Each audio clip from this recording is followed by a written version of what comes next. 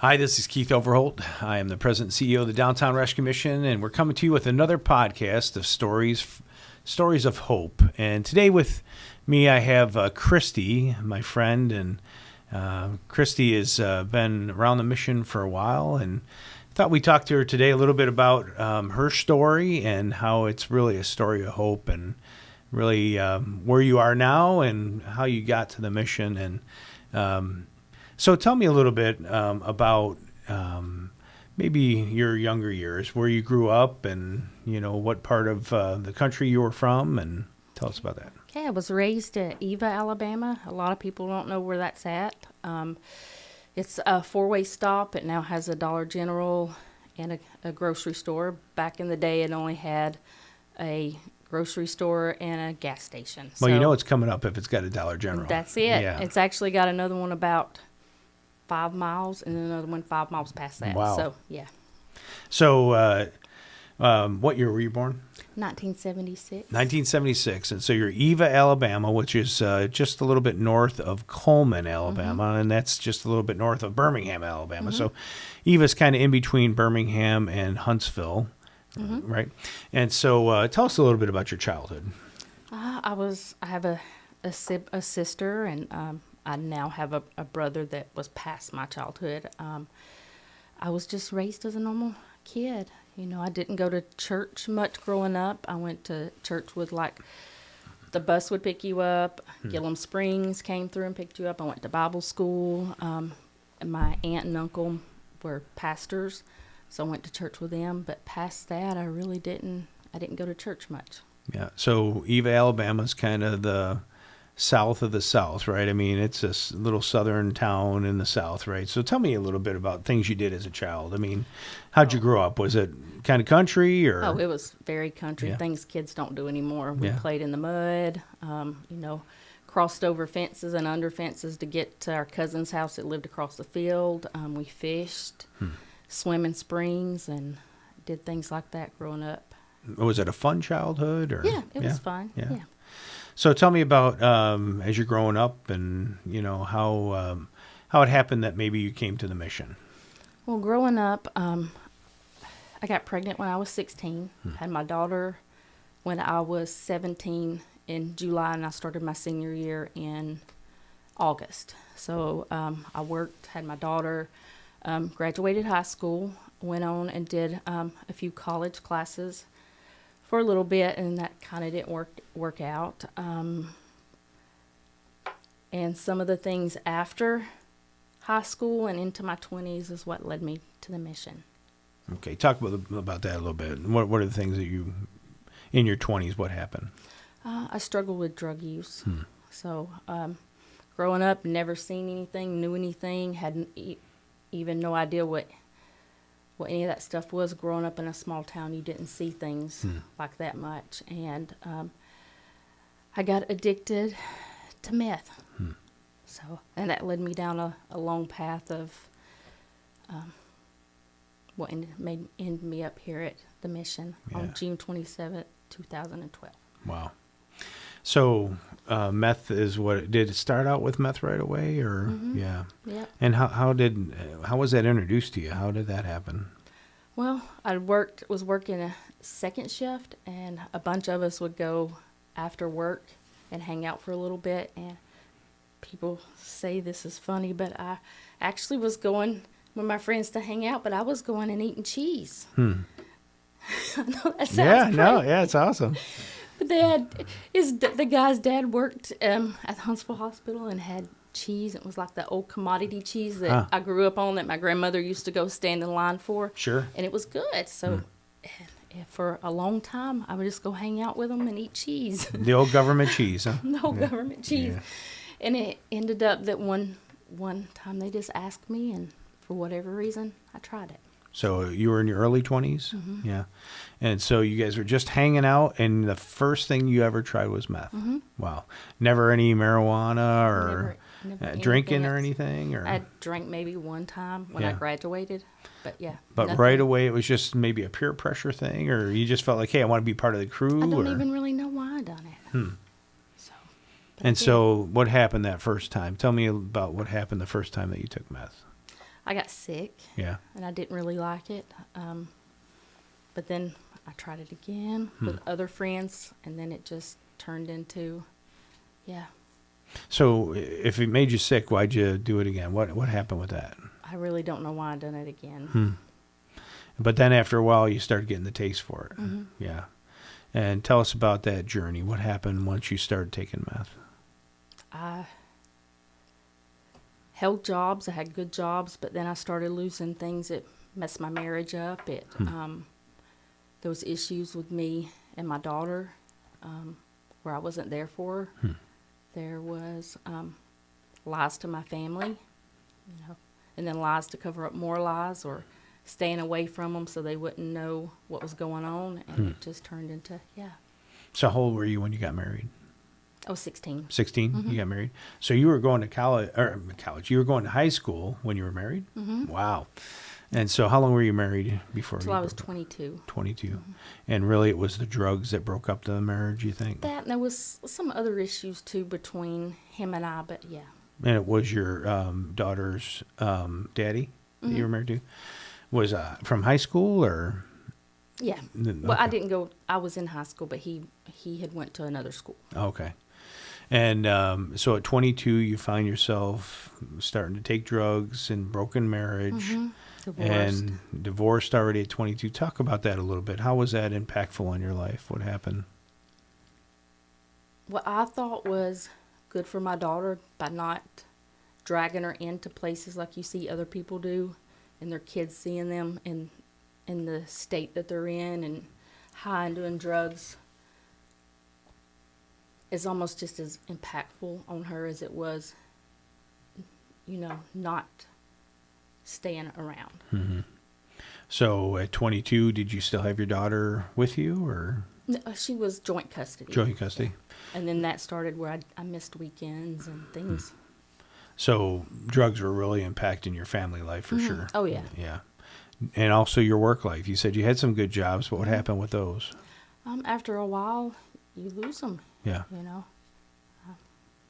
So there were times, that I had jobs in, I would get promoted for things that my supervisors or other people saw in me and would promote me to things. And so then after a while, you don't go into work, you stay up too late, you don't sleep for days. Yeah. So.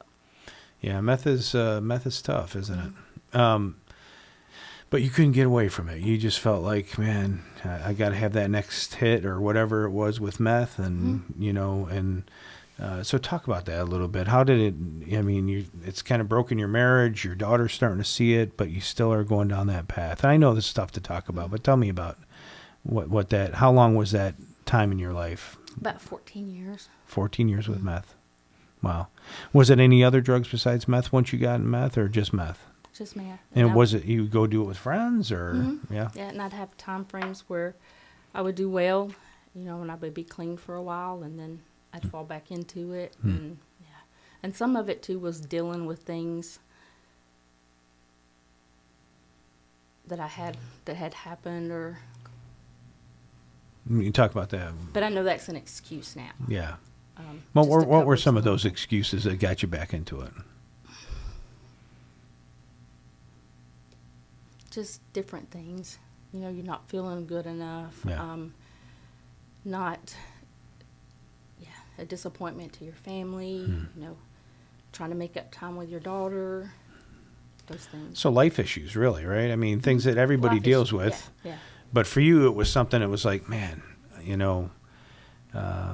meth makes me feel good or makes me high, and I want to forget, kind of what I'm going through. And is that what kept driving you back? Is that the taste just was like, man, it helps me forget some of the things I feel like I'm failing at. Yeah. Yeah. And I know it's And then emotional. it's just the addiction part of it. You can get things done. You can do, Yeah.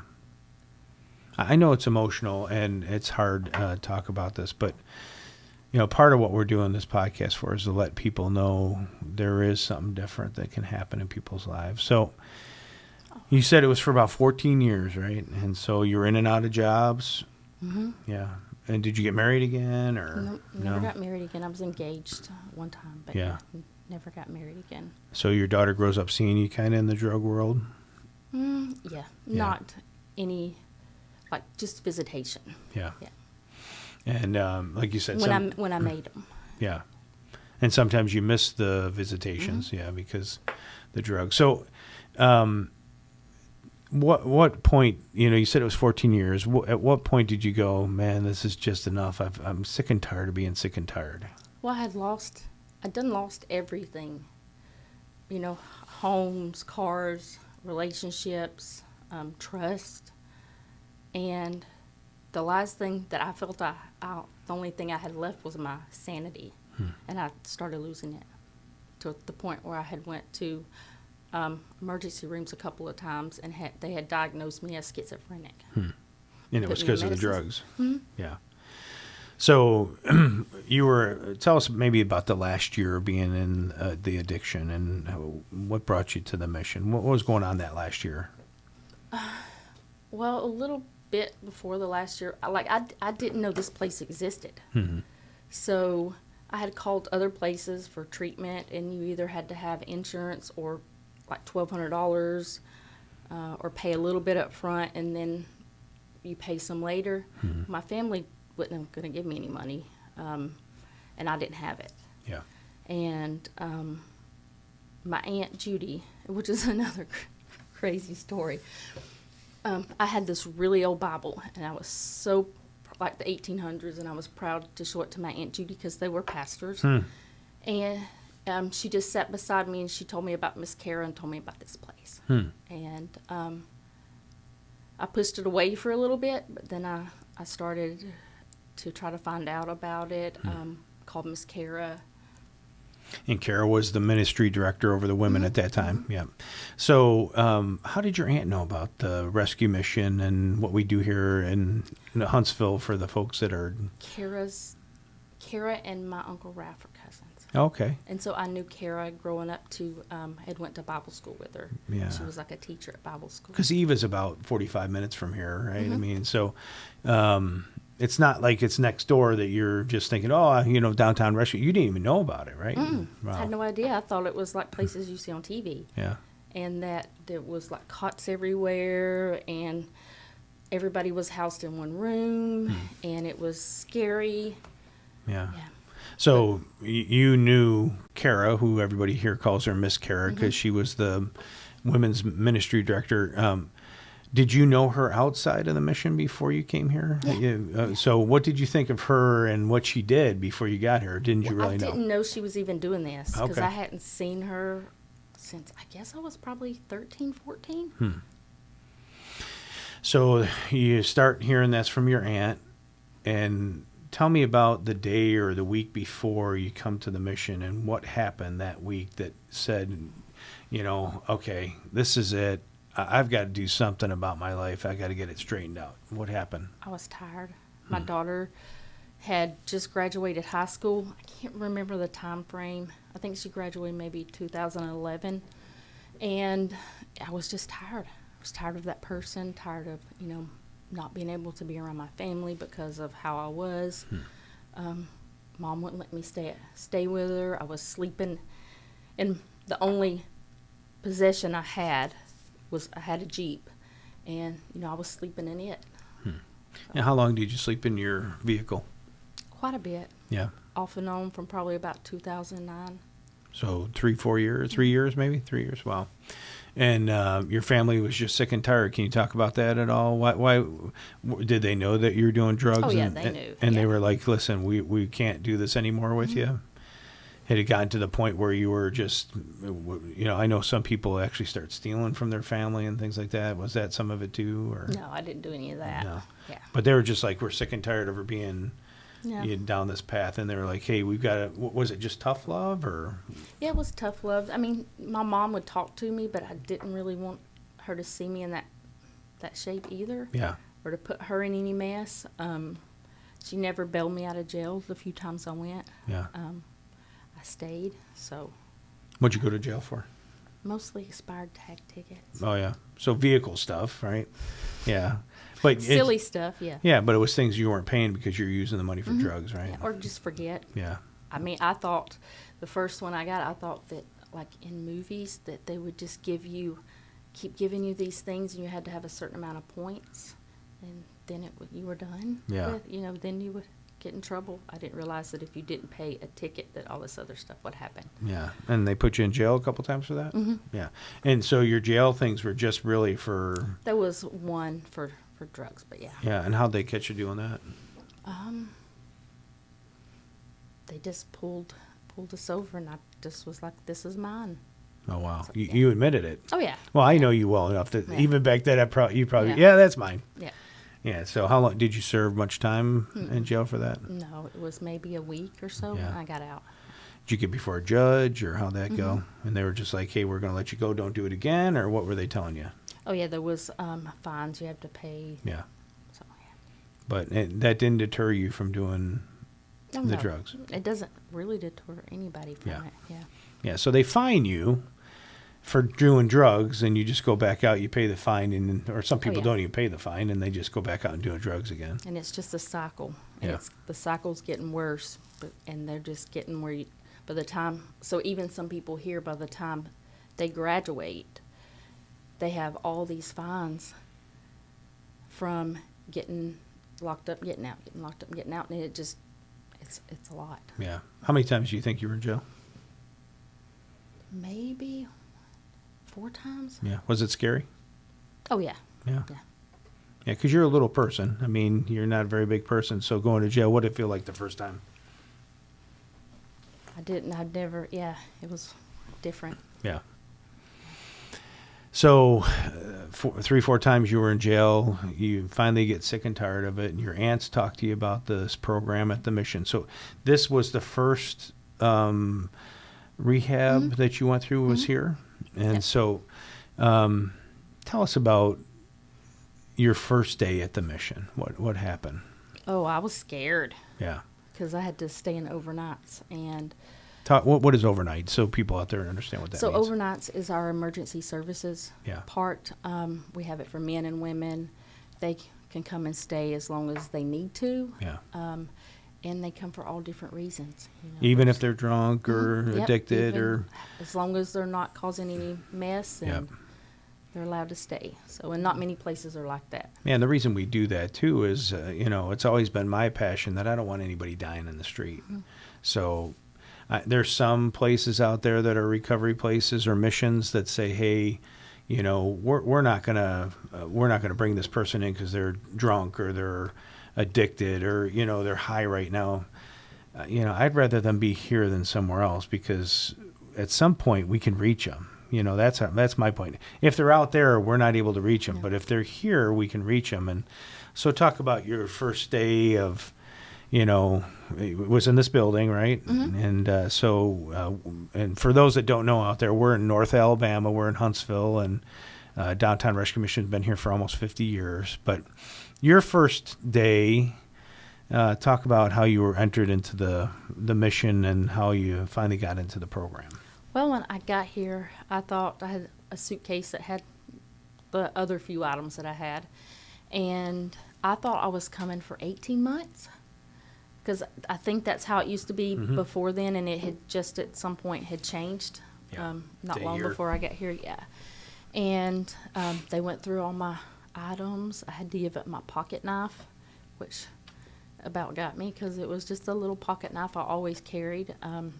But it was something that people- was for protection for back when you were sleeping in your own vehicle, Oh, yeah, right? yeah. The people were super nice. Yeah. At the time, it was a lady named Kim and Miss, I can't think of her name, Linda was here. Yep.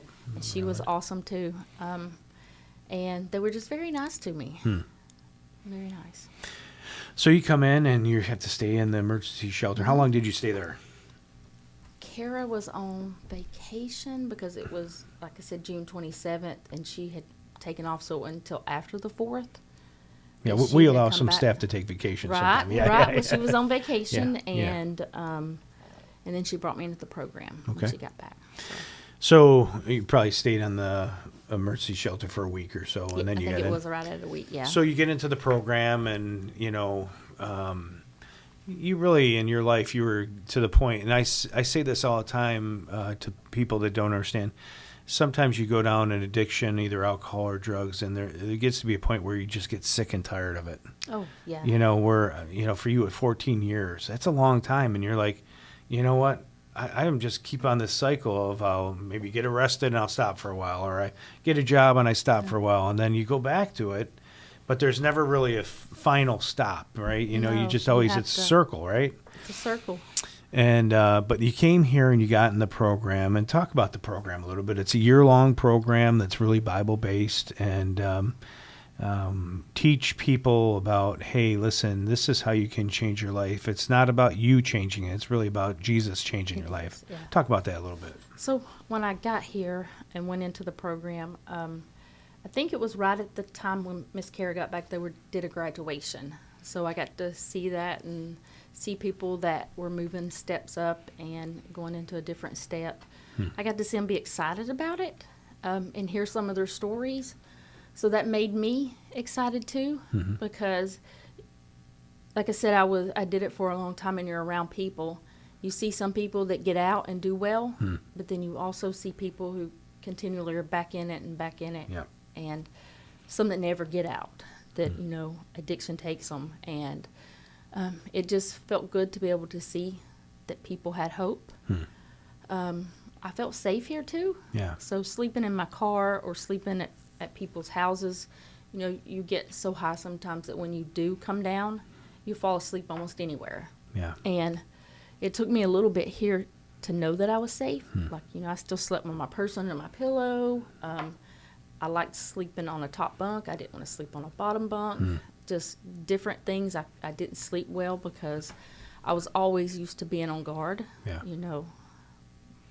So your sleep before never was restful. no. Yeah. It was just out sometimes. Yeah.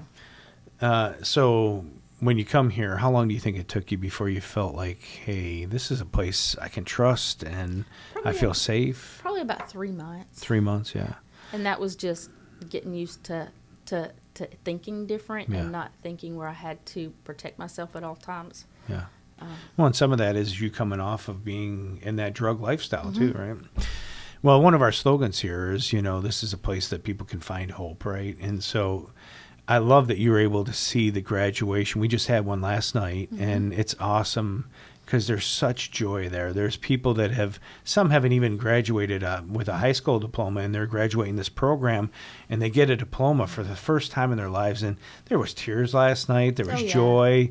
And that happens. We do that every quarter, and it's so fun to see because and it was really cool. I didn't know that you were able to come right during a graduation before you even got in the program.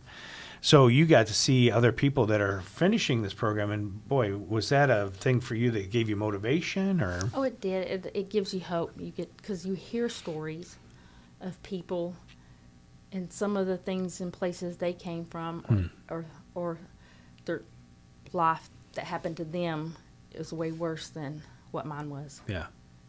And you see that they came out of it. They're alive. That their relationships were restored with their family. Their family was at graduation, and yeah. Is that something that you wanted when you saw that happen? Oh yeah. Yeah. Was the family thing a big thing for you? I wanted my family back in my life. Was that a big part of that? Yeah. So you're here for a year. You came in 2012, right? So you're graduating in 2013. Talk about that year of being in the program. What were some of the highlights for you, or things that really touched your life? For me, that was the teachers who came in and volunteered, the staff, other volunteers from churches, schools. They didn't volunteer because they gained recognition. They volunteered because they believed in Christ and they knew His love and what it could do, and they showed that to others. I never felt judged by anybody, even them knowing the place that they were in and what we do here was the people they were going to be dealing with. Yeah. So So you felt like people were coming in and not looking down their nose at you for sure. no, and they were doing it out of love. They Yeah. weren't doing it out of anything, because sometimes it was even time they were taken away from their families. That